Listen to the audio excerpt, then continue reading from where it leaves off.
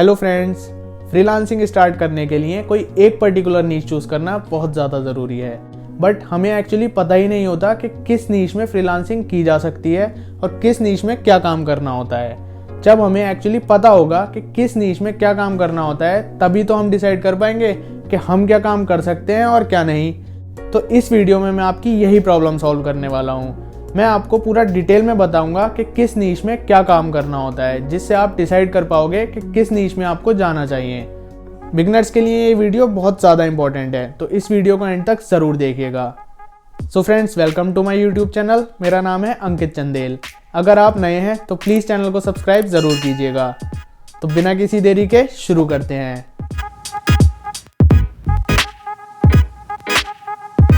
तो फ्रेंड्स, मैंने सभी इंपॉर्टेंट निशेस को 5 मेन कैटेगरीज में डिवाइड किया है, जिससे आपको समझने में आसानी हो।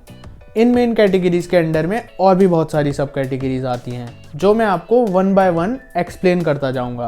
तो फ्रेंड्स, पहली मेन कैटेगरी आती है नॉलेज। इसके अंदर पहली सब कैटेगरी है टीचिंग। अगर आपको पढ़ाना पसंद है तो आप ऑनलाइन ट्यूटर बन सकते हैं या फिर बच्चों की असाइनमेंट सॉल्व करने में हेल्प कर सकते हैं। इसके लिए बहुत ही ज़्यादा अच्छा प्लेटफॉर्म है check.com। यहाँ पर आप एज अ ट्यूटर खुद को रजिस्टर कर सकते हैं, या फिर फ्रीलांसिंग वेबसाइट्स पर भी आप एज अ ट्यूटर रजिस्टर कर सकते हैं। तो अब सेकंड सब कैटेगरी आती है कंसल्टेंसी। इसमें क्या होता है, आपको जिस भी चीज़ की नॉलेज है या फिर आप जिस काम में भी अच्छे हैं, उस काम की कंसल्टेंसी दे सकते हैं आप। फॉर एग्जाम्पल, अगर आप लॉयर हैं तो आप लॉ एडवाइज़र बन सकते हैं। अगर आप सीए हैं तो फाइनेंशियल एडवाइज़र बन सकते हैं। सिमिलरली, आप जिस काम में भी अच्छे हैं, आप उसके कंसल्टेंट बन सकते हैं। फ्रीलांसिंग वेबसाइट्स पर जाइए, एज अ कंसल्टेंट खुद को रजिस्टर कर दीजिए। अब सेकंड मेन कैटेगरी आती है सेल्स एंड मार्केटिंग। इसमें फर्स्ट सब कैटेगरी है टेली मार्केटर। इसमें क्या होता है कि आपको कॉल करके लीड्स या सेल जनरेट करनी होती है अपने क्लाइंट्स के लिए। इसको एक एग्जाम्पल से समझते हैं। सपोज कीजिए एक XYZ रियल एस्टेट कंपनी है और मैं उसका एक टेली मार्केटर हूँ। तो वो कंपनी क्या करेगी, मुझे पूरी डिटेल प्रोवाइड कराएगी कि ये सारी प्रॉपर्टीज सेल्स के लिए अवेलेबल हैं, और साथ में मुझे एक कॉन्टैक्ट लिस्ट देगी जो कि उनके पोटेंशियल क्लाइंट्स होंगे, जो लोग उनकी प्रॉपर्टी खरीद सकते हैं। तो अब मैं उनको एक एक करके कॉल करूँगा और सारी डिटेल्स प्रोवाइड करूँगा। अगर वो इंटरेस्टेड होंगे कि वो प्रॉपर्टी परचेज करना चाहते हैं, तो फिर मैं ये डिटेल अपने क्लाइंट को आगे प्रोवाइड कर दूँगा कि इस पूरी लिस्ट में से इतने लोग इंटरेस्टेड हैं। अब बाकी की फॉर्मेलिटीज़ क्लाइंट खुद करेगा, साइट विजिट्स वगैरह जो भी उसमें होगा। अब अगर वो सेल हो जाती है प्रॉपर्टी, उसका कुछ परसेंटेज मुझे मिलेगा। तो सपोज़ कीजिए 50 लाख की एक प्रॉपर्टी थी और उसका 1% कमीशन हमारा डिसाइडेड था। तो 50 लाख की प्रॉपर्टी के लिए मुझे 50,000 रुपीज़ कमीशन मिलेगा। तो अगर एक महीने में मैं एक प्रॉपर्टी भी सेल कर लेता हूँ तो 50,000 तो मेरे लिए इनफ होगा। अब इसमें एक शॉर्ट ट्रिक भी आप अप्लाई कर सकते हैं। आप उन प्रॉपर्टीज़ का एड्स OLX और क्विकर या फिर जितने भी रीसेलिंग प्लेटफॉर्म्स हैं वहाँ पर ऐड पोस्ट कर सकते हैं डिटेल्स के साथ। अब क्या होगा कि जो इंटरेस्टेड क्लाइंट्स होंगे वो आपको खुद मैसेज करेंगे, तो आप उनको मैसेज के थ्रू या कॉल के थ्रू लीड्स जनरेट और ज़्यादा कर सकते हैं। फिर वो लीड्स लेकर आप अपने क्लाइंट्स को प्रोवाइड करवा दीजिए और फिर वो बाकी का काम अपने आप हैंडल कर लेंगे। अब सेकेंड सब कैटेगरी आती है SEO या फिर सर्च इंजन ऑप्टिमाइजेशन स्पेशलिस्ट। जैसे आप सपोज़ कीजिए गूगल पे आपने सर्च किया MBA कॉलेजेस, तो बहुत सारे वेबसाइट्स आ जाएंगी कॉलेजेस की। अब कौन सी वेबसाइट सबसे ऊपर आएगी, कौन सी सेकंड पर, थर्ड पर, फोर्थ पर, ऐसे करके उन वेबसाइट्स की रैंकिंग कौन डिसाइड करेगा? ये काम होता है SEO का। तो एज अ SEO स्पेशलिस्ट आपको कीवर्ड्स रिसर्च करने होते हैं कि कौन से कीवर्ड्स हम अपनी वेबसाइट में यूज़ करें कि अगर कोई सर्च करे MBA कॉलेजेस या फिर उस वेबसाइट से रिलेटेड कोई भी वर्ड, तो हमारी वेबसाइट सबसे ऊपर आए। इसका सेकंड एग्जांपल आप ले सकते हैं Amazon या Flipkart से, किसी भी ई-कॉमर्स वेबसाइट से। वहाँ पर बहुत ज़्यादा सेलर्स होते हैं, बट अगर आप सर्च करेंगे कॉफ़ी मग तो सबसे ऊपर किसी एक पर्टिकुलर सेलर का आएगा, फिर सेकंड पे किसी और का आएगा। तो ऐसे कौन डिसाइड करेगा कि टॉप पे किसका आना चाहिए? उसके लिए भी कीवर्ड रिसर्च होती है।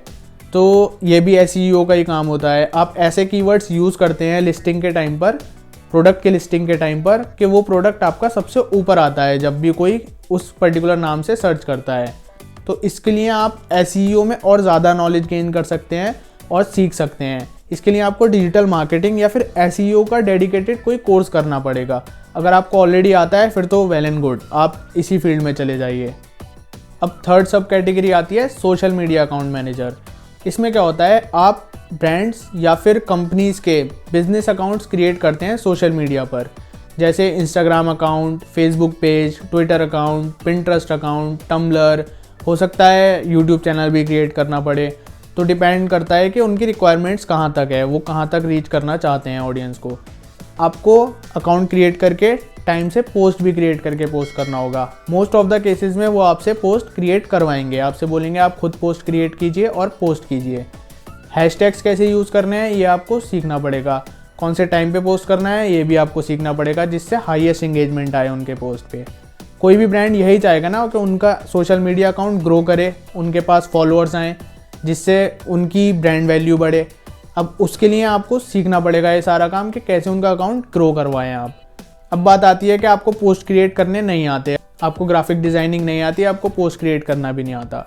तो कुछ ब्रांड्स ऐसे होते हैं, जैसे व्हीकल्स के ब्रांड्स होते हैं, कार्स के, बाइक्स के।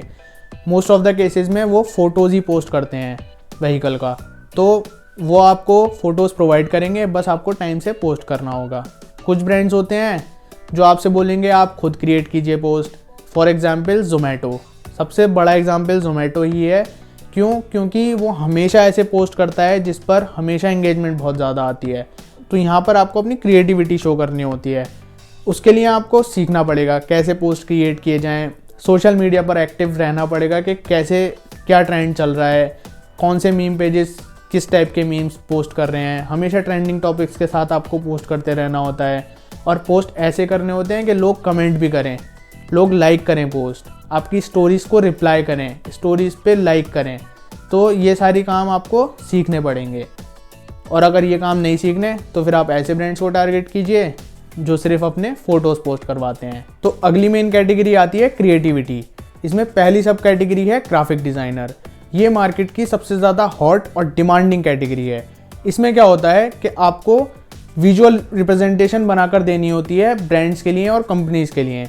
विजुअल रिप्रेजेंटेशन जैसे posters, banners, invitation cards, business cards, या फिर जो भी आप डिजिटल एड्स देखते हैं सोशल मीडिया प्लेटफॉर्म्स पर ब्रांड्स के, वो सारे ग्राफिक डिज़ाइनर्स ही बनाते हैं मोस्टली। इस नीश की सबसे अच्छी बात यह है कि इसमें बहुत ज़्यादा टेक्निकल नॉलेज की ज़रूरत नहीं है। अगर आप थोड़े से भी क्रिएटिव हैं, आप इस फील्ड में बहुत आराम से जा सकते हैं, क्योंकि इतने सारे टूल्स अवेलेबल हैं आज की डेट में कि आपका सारा काम ऑटोमेटिकली हो सकता है। आपको बस थोड़ा सा इधर से उधर से कॉपी पेस्ट करना पड़ेगा और थोड़ी बहुत एडिटिंग करनी पड़ेगी। जैसे आपको सबसे अच्छा एग्जांपल देता हूँ कैनवा का। कैनवा एक ऐप है और उसका ऑनलाइन प्लेटफॉर्म भी अवेलेबल है। वहाँ पर thousands of templates already prepared हैं। जैसे इन्विटेशन कार्ड चाहिए, बिजनेस कार्ड चाहिए, लोगो चाहिए, या कुछ भी चाहिए, बुक कवर भी वहाँ पर अवेलेबल रहते हैं। बस उसी ऐप में उसको कॉपी पेस्ट कीजिए और फिर उसमें जो भी एडिट करना हो क्लाइंट की रिक्वायरमेंट के हिसाब से एडिट करके सेव कर लीजिए, और वो आप एज इट इज़ क्लाइंट को सेंड कर सकते हैं।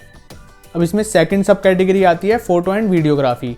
अगर आपको फ़ोटोग्राफी या वीडियोग्राफी में थोड़ा भी इंटरेस्ट है तो फिर आप इस फील्ड में भी जा सकते हैं। फ़ोटोग्राफी में मोस्टली प्रोडक्ट फ़ोटोग्राफी रहती है। आप जितने भी प्रोडक्ट्स के फ़ोटोज़ देखते हैं ई कॉमर्स वेबसाइट्स पर, वो सारे प्रोडक्ट फ़ोटोग्राफर ही क्लिक करते हैं। उसके लिए आपके पास प्रोडक्ट भेज दिया जाता है, आप उसको क्लिक करके सॉफ्ट कॉपी क्लाइंट को भेज सकते हैं। वीडियोग्राफी में ऐड कंटेंट जो भी होता है जितना भी, वो वीडियोग्राफर ही बना कर देते हैं। अगर आप वो ना भी कर पाएँ तो आप वीडियो एडिटिंग कर सकते हैं, क्योंकि वीडियोग्राफी के लिए तो स्टूडियो वगैरह की भी रिक्वायरमेंट हो सकती है, फोटोग्राफी में भी स्टूडियो की रिक्वायरमेंट हो सकती है। बट वीडियो एडिटिंग के लिए कुछ भी रिक्वायरमेंट नहीं है, बस आपको सॉफ्टवेयर चाहिए जो कि फ्री में भी अवेलेबल होते हैं। बस आपको एडिटिंग अच्छे से आनी चाहिए, वो आप सीख सकते हैं बहुत ईजीली, क्योंकि यूट्यूब पर सारे ट्यूटोरियल फ्री में अवेलेबल हैं। नेक्स्ट मेन कैटेगरी आती है राइटिंग। उसमें फर्स्ट सब कैटेगरी है घोस्ट राइटर। इसमें क्या होता है, आप कोई चीज़ लिखते हैं और उसका क्रेडिट लेता है कोई और, बट उस क्रेडिट के बदले वो आपको पैसे देता है। इसका एक एग्जांपल लेते हैं। मैं एक ऑथर हूँ, तो मेरा काम ही ये है कि मेरे को बुक पब्लिश करके ही अर्निंग होती है, बट मेरे पास इतना टाइम नहीं है कि मैं हर वक्त राइटिंग कर पाऊँ। तो मैं अपने अंडर में स्मॉल राइटर्स रखूँगा जो मेरे लिए हमेशा लिखेंगे, जैसे मेरे ही थीम पे जो मेरा लिखने का स्टाइल होगा उसी स्टाइल से वो लिखेंगे, और फिर उसमें फाइनली जो भी वो प्रिपेयर करके देंगे मैं उसको रीड करके जो भी एडिटिंग होंगी वो उनसे करवाऊंगा, और फिर उसके बाद उसको पब्लिश कर दूंगा अपने नाम से। सबको लगेगा मैंने वो बुक लिखी है, बट लिखी होगी किसी और ने, जिसके बदले मैं उसको पैसे पे करूँगा। इसका एक और एग्जाम्पल है स्क्रिप्ट राइटिंग। मोस्टली जितनी स्पीचेज़ होती हैं उसकी स्क्रिप्ट हमेशा कोई और लिखता है मैक्सिमम केसेस में। बहुत कम लोग होते हैं जो अपनी स्क्रिप्ट खुद ही लिखते हैं, बट जो बोल रहा होता है सबको यही लगता है कि उसी ने वो लिखा होगा या वो अपने पास से बोल रहा है सब कुछ, बट ऐसा नहीं है। उसके लिए राइटर कोई और होता है, तो वो भी एक घोस्ट राइटर का ही काम है, क्योंकि क्रेडिट तो वो बंदा ले रहा है जो बोल रहा है, बट लिखा है वो किसी और ने जिसके उसको पैसे मिले हैं। दूसरी सब कैटेगरी आती है कॉपीराइटर। आप किसी भी वेबसाइट पर जाते हैं, वहाँ पर जितना कुछ भी आप लिखा हुआ देखते हैं वो कॉपीराइटर ही लिखता है। जैसे प्राइवेसी पॉलिसीज़ होती हैं, अबाउट अस वगैरह होता है, किसी भी वेबसाइट के आप नीचे जाके देखेंगे बहुत सारी पॉलिसीज़ और अबाउट अस वगैरह सब मिल जाएगा। उसमें जितना कुछ भी लिखा हुआ है वो कॉपीराइटर ही लिख कर देते हैं। या फिर आप कोई भी प्रोडक्ट परचेज करते हैं तो जो एक पेज खुल के आता है वो सारा कुछ लिखा हुआ कॉपीराइटर के ही थ्रू होता है। तो कॉपीराइटर अगर आप बनेंगे तो आपको इस टाइप का कुछ काम करना होगा। तीसरी सब कैटेगरी आती है आर्टिकल राइटर। इसमें क्या होता है, क्लाइंट आपको एक पर्टिकुलर टॉपिक प्रोवाइड करता है, अब उस टॉपिक की सारी रिसर्च और एनालिसिस सब कुछ आपको करना है, फिर अपने वर्ड्स में कन्वर्ट करके एक आर्टिकल तैयार करके देना है। जैसे एग्जाम्पल लेते हैं टाइम्स ऑफ इंडिया का, उनका न्यूज़पेपर भी आता है, मैगजीन भी आती है, उनकी वेबसाइट भी है। अब वो किसी टॉपिक पे एक आर्टिकल पब्लिश करना चाहते हैं, उसके लिए वो एक राइटर को टास्क देंगे, उसको बता देंगे कि ग्लोबल वार्मिंग एक टॉपिक है हमारा इस वीक का, इस पर आपको हमें एक आर्टिकल तैयार करके देना है। अब राइटर सारी एनालिसिस और रिसर्च करेगा ग्लोबल वार्मिंग से रिलेटेड, फिर उसका एक पूरा आर्टिकल तैयार करके देगा, वो तीनों जगह पे पब्लिश कर देंगे, अपने न्यूज़पेपर में भी, अपने मैगजीन में भी, अपनी वेबसाइट पे भी, तो उसको उसके पैसे मिलेंगे। तो ये होते हैं आर्टिकल राइटर्स। अब लास्ट मेन कैटेगरी आती है आईटी। इसमें मेनली वेब डेवलपर्स और ऐप डेवलपर्स होते हैं। यूजुअली तो वेबसाइट या फिर एप्लीकेशन एक प्रोग्रामर बनाता है, बट आजकल इतनी ज़्यादा एडवांस टेक्नोलॉजी अवेलेबल है, इतने सारे प्लेटफॉर्म्स अवेलेबल हैं जैसे शॉपिफाई, वर्डप्रेस, विक्स। इनके थ्रू आप ड्रैग एंड ड्रॉप करके बहुत ही ईजिली वेबसाइट बना सकते हैं।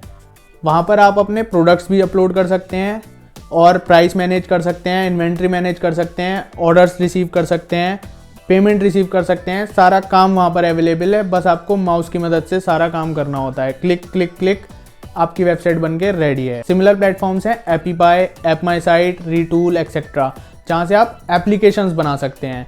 बस ड्रैग एंड ड्रॉप करना है, जैसे शॉपिफाई वगैरह में होता है, वहाँ पर वेबसाइट बनती है, यहाँ पर एप्लीकेशन बनती है।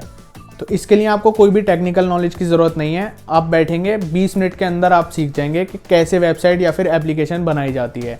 फिर आप ये सर्विस अपनी फ्रीलांसिंग वेबसाइट्स पर प्रोवाइड कर सकते हैं। तो मैं समझता हूँ यहाँ तक आपको अच्छी खासी नॉलेज हो गई होगी कितने टाइप्स के नीश अवेलेबल हैं फ्रीलांसिंग के लिए, और आपको अपना इंटरेस्ट भी समझ में आ गया होगा कि किस फील्ड में आप जा सकते हैं। अब इसमें से कोई एक नीश चूज़ कीजिए और उसकी लर्निंग स्टार्ट कर दीजिए। एक बहुत इंपॉर्टेंट बात आपको बताता हूँ, 100 जगह 1-1 फीट का गड्ढा खोदेंगे कोई फ़ायदा नहीं होगा। एक जगह पर 100 फीट का गड्ढा खोदेंगे तो वहाँ पानी ज़रूर निकलेगा। तो सिमिलरली आपको क्या करना है, एक नीश में अपनी पूरी मेहनत करनी है, उसी में आपको कंसिस्टेंटली लर्निंग करते रहना है और प्रैक्टिस करते रहना है, खुद को मास्टर बनाना है उस पर्टिकुलर नीश में। उसके बाद आप बहुत ईजिली पैसे अर्न कर सकते हैं। अगर इस वीडियो से आपको थोड़ी भी वैल्यू मिली हो तो प्लीज़ लाइक एंड कमेंट ज़रूर कीजिएगा और चैनल को सब्सक्राइब करना मत भूलना, क्योंकि लर्न एंड अर्न के इस सीरीज़ में बहुत सारी ऐसी वीडियोस आने वाली हैं जिसमें आप घर बैठे बैठे पैसे अर्न करना सीख सकते हैं। So thanks for watching, see you in the next video.